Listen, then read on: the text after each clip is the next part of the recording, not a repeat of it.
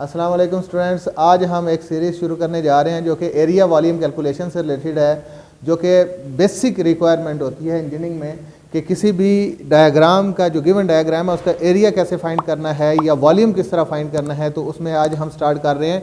सबसे पहले area calculation किस तरह किया जाता है डिफरेंट डायग्राम्स का, और उसमें भी ट्राइंगल्स का आज हम डिस्कस करेंगे। बाद में हम रेक्टेंगल वगैरह और उसके बाद स्क्वायर और डिफरेंट इर्रेगुलर शेप्स की तरफ भी हम जाएंगे। सबसे पहले जो मैंने यहाँ पे आपको ये डिस्प्ले दिया, इसमें बीडी मैथ्स का एक बेसिक फार्मूला है मैथ का। अगर आपको किस तरह की इक्वेशन दे दी जाती है जिसमें ब्रैकेट भी दी गई है, प्लस भी है, माइनस भी है, डिवीजन भी है, तो सब्ट्रैक्शन भी है, तो इन सब को आपने फिर सीक्वेंस से किस तरह सॉल्व करना है, सबसे पहला स्टेप जो है वो कौन सा करना है और एंड पे किसको सॉल्व करना है। तो उसके लिए ये एक फार्मूला है सिंपल सा, बी डी मैथ्स इसका फार्मूला है। बी फॉर ब्रैकेट्स, सबसे पहले ब्रैकेट्स को सॉल्व करेंगे, नेक्स्ट उसके बाद डिवीजन है, तो उसके बाद जो हमारा होगा सेकंड नंबर पे हम डिवीजन को सॉल्व करेंगे। उसके बाद मल्टीप्लिकेशन, जो वैल्यूज़ आपस में मल्टीप्लाई हो रही हैं फिर मल्टीप्लाई उनको करेंगे, और उसके बाद जब ये हम कर लेंगे इनको सॉल्व इन स्टेप्स को, नेक्स्ट हम जो ऐड हो रही हैं वैल्यूज़ उनको ऐड करेंगे, और फाइनली सबसे एंड पे जो होगा हमारा स्टेप वो सब्ट्रैक्शन का होगा। तो ये एक बेसिक वो इंफॉर्मेशन थी। अच्छा, उसके बाद है एरिया ऑफ ट्राइंगल्स। तो एरिया ऑफ ट्राइंगल, ट्राइंगल का एरिया हमने किस तरह फाइंड करना है। ट्राइंगल्स की डिफरेंट टाइप्स होती हैं, जिस तरह right angle triangle, isosceles triangle, equilateral triangle, ये बेसिक टाइप्स हैं ट्राइंगल्स की। तो इन ट्राइंगल्स के एरियाज हमने किस तरह फाइंड करने हैं, ये बेसिकली रिक्वायर्ड है। ये पार्ट 2 मैथ का, जो फर्स्ट ईयर का मैथ है उसका पार्ट 2 के चैप्टर्स हैं, तो उनमें आपको ये रिक्वायर्ड होती हैं, तो इसलिए मैं इसको डिस्कस कर रहा हूँ। राइट एंगल ट्राइंगल बेसिकली जिसमें एक एंगल जो है 90 का होता है और बाकी 45 के एंगल्स होते हैं। तो ऐसी ट्राइंगल को हम राइट एंगल ट्राइंगल कहते हैं, जिसमें आपको गिवन डाटा में बेस की वैल्यू दी गई होगी और हाइट की वैल्यू दी गई होगी। तो 90 का एंगल आपके पास होता है ऑलरेडी, और उसके बाद 45 के एंगल।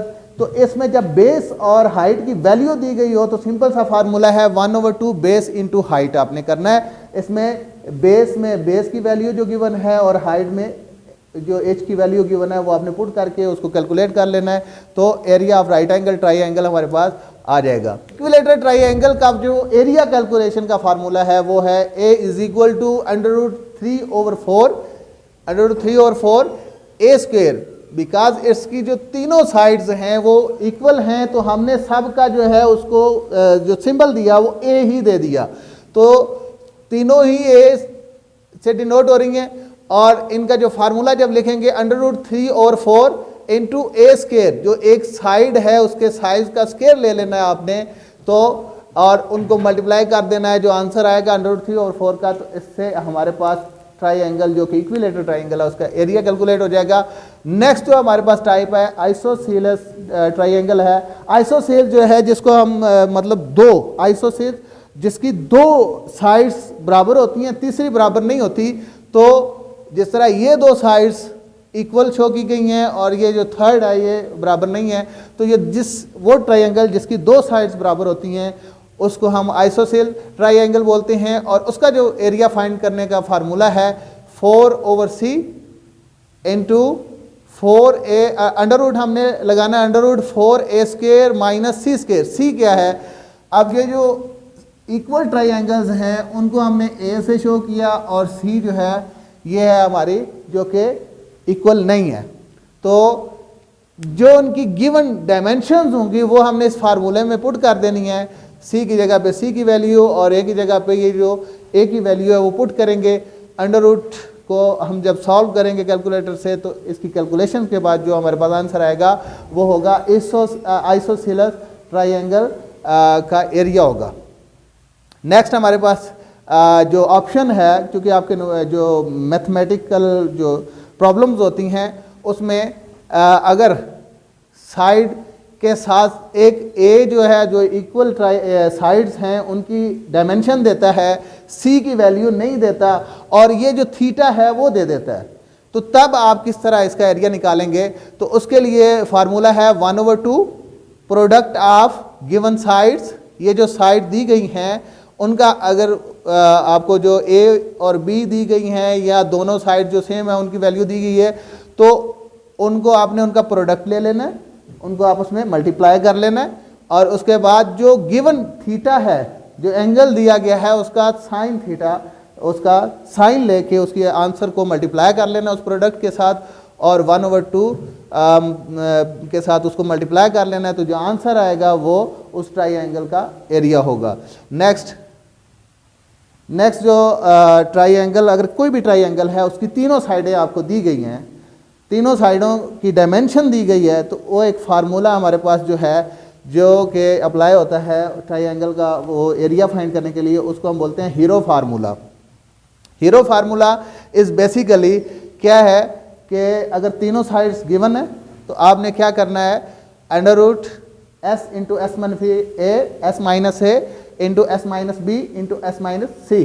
तो यहाँ पे एस क्या है, एस हम किस तरह वो कैलकुलेट करेंगे, जो तीनों साइड्स गिवन है ए बी एंड सी, तो इन सब का हमने क्या कर लेना है, A plus B plus C over 2 कर लेना है, एवरेज ले लिया।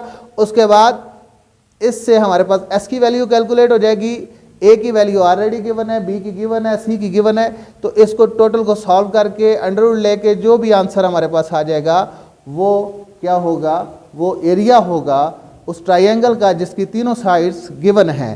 पेरीमीटर क्या होता है, अगर किसी भी ट्राइंगल का पेरीमीटर लेना है तो बेसिकली पेरीमीटर क्या होता है, ये टोटल लेंथ होती है। जिस तरह ये यहाँ से अगर हम स्टार्ट करते हैं कोई मैच लेने के लिए, तो यहाँ से मूव होते हुए उसी पॉइंट पे जब पहुँचते हैं, अगर हम मेजरमेंट करते हैं किसी मेजरिंग टेप से, तो ये तीनों साइड्स की ओवरऑल लेंथ कितनी बनती है उसको हम बोलते हैं पेरीमीटर। तो हम जब इन तीनों साइड्स की लेंथ को जमा करेंगे तो उससे पेरीमीटर निकल आएगा। पेरीमीटर इसलिए लिखा हुआ है A plus B plus C is equal to perimeter. तो स्टूडेंट्स, एरिया वॉल्यूम कैलकुलेशन का जो हमारी सीरीज़ है इसमें triangles, different types of triangles का एरिया किस तरह हमने फाइंड करना है वो आज हमने डिस्कस किया।